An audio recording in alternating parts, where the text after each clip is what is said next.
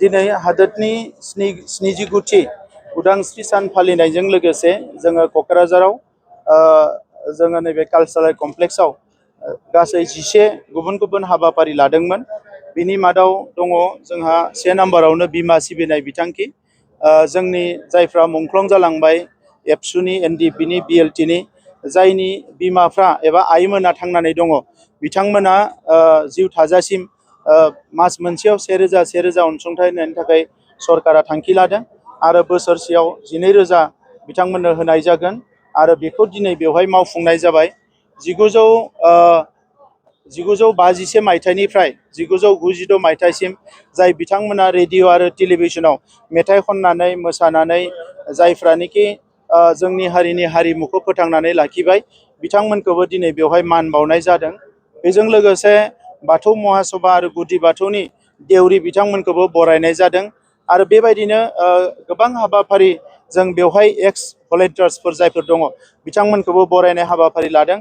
गोबां हाबाफारिफोरखौ दिनै बेवहाय मावफुंनाय जादों। हारिया जिहेतु मोनसे संग्रामनि गेजेरजोंसो थांनानै दङ। जोंनि हारिनि जारिमिना जिउ होनाय आरो थै होनायनि जारिमिन।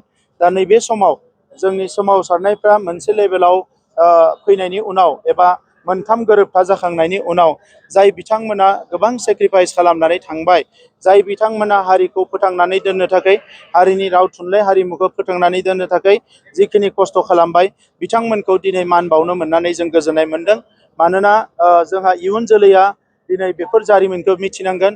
जोङो बयखौबो दिनै थुलुंगा होनो हानांगोन आरो दिनै नैबे समाव आं बेखौनो मख'नानै मोजां मोनदों जायफोर बिर जोहोलावफोर बर' हारिखौ दैदेननानै दिनै सोरबा रुंसारि जालांबाय सोरबा मुंख्लं जालांबाय बिथांमोननि मुसुखाफोरखौबो जों गोबां गायसननो हाबाय। रुपनाथ ब्रह्मनिफ्राय लानानै जोङो नीलेश्वर ब्रह्म, अस्ताद कामिनी कुमार नार्जारी, जोङो अमलाराम शिबराम गोबां मुसुखाफोरखौ गायसननो हाबाय। दा बिथांमोना जाहाथे अराय सम अमर जानानै थायो बेखौ जों हास्थायदों।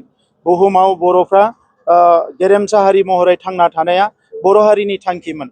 बड'फा उपेन्द्रनाथ ब्रह्मआ बे थांखिखौ गोख्रों नोजोरजों आवगायलांनानै बुहुमाव इस्टाब्लिश खालामनो हादोंमोन जे बर' होननाय मोनसे गोथां हारि दङ, बेहा गावहा राव दङ, थुनलाइ दङ, हारिमु दङ आरो बेखौनो होसोनानै दिनै जोङो सोमावसारनानै जुजिनानै बर' हारिया थांनानै दङ। आरो नैबे समाव जों बयबो हास्थायदों जे जिखिना मावलांबाय दासिम, जिखिना जोंनो कन्ट्रिबिउसन होलांबाय, जिखिना गावखौनो सेक्रिफाइस खालामलांबाय बिथांमोनखौ जों नैबे समाव मान बावनायनि सम, सेल्युट खालामनायनि सम, अनार खालामनायनि सम आरो फैबाय थानाय समाव 50-100 बोसोर बर' हारिखौ आरोबाव गोख्रोङै गायसननो थाखाय जानजि खाफ्रानायनि सम। दा नंखायनो नैबे समाव जोंनि सरकारनिफ्राय बे हाबाफारिखौ मावफुंनानै गोजोननाय मोनदों आरो बिथांमोना जायफ्रा थांनानै दङ बिथांमोना अराय सम मोजां सावस्रि मोजां देहा लानानै अराय सम थांनानै थानो हाथों आं बेखौनो अबंलावरनि खाथियाव आर'ज गाबो।